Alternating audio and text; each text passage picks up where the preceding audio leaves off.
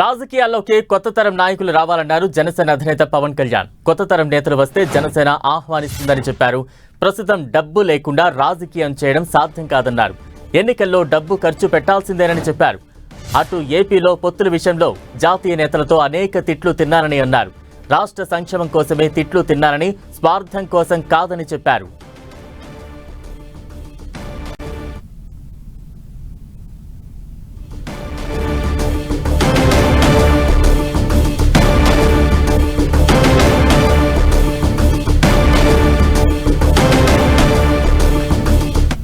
తరానికి కావాల్సిన నాయకులు కులాలని విడగొట్టేవాళ్ళు కాదు, కులాలని కలుపుకుంటూ మనకి అభివృద్ధి పదం వైపు తీసుకెళ్లేవాడు. నేను అలాంటి యువకులు ఏ పార్టీలో ఉన్నా నేను గుండెల్లో చేర్చుకోవడానికి, హక్కును చేర్చుకోవడానికి కొంతమంది తెలుగు వేరే పార్టీలో ఉన్న వాళ్ళందరినీ పక్కన కూర్చోబెట్టుకుని నేను ఒకటే చెప్పాను, మీరు రాష్ట్ర భవిష్యత్తుకి మీరే నాయకులు, భవిష్యత్తులో మీరు.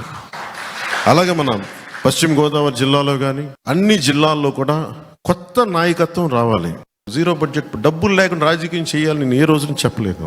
ఎవరికి భోజనాలు పెట్టకుండా రాజకీయం చేసేద్దామంటే కుదరదు. కనీసం భోజనాలు పెట్టాలి, డబ్బులు ఖర్చు పెట్టాల్సిందే.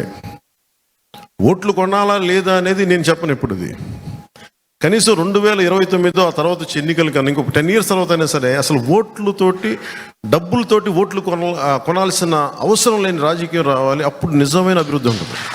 ఆంధ్రప్రదేశ్ అప్పుల్లో కూరుకుపోయిన ఆంధ్రప్రదేశ్కి, అభివృద్ధికి దూరంగా ఉన్న ఆంధ్రప్రదేశ్కి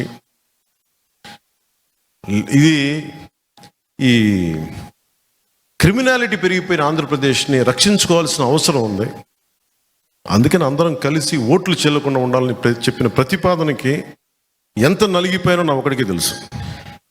ఎన్ని చీవాట్లు తిన్నానో జాతీయ నాయకుల దగ్గర మీకు తెలియదు. అన్ని చీవాట్లు తిన్నాను.